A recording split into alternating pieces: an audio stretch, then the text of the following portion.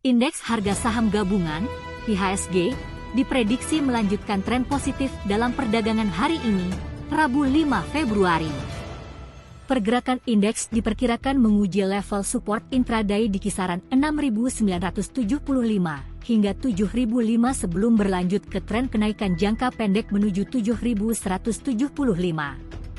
Secara teknikal, level support IHSG berada di 6.931, 6.835, dan 6.742, sedangkan resisten terdekat berada di 7.128, 7.175, 7.267, dan 7.349.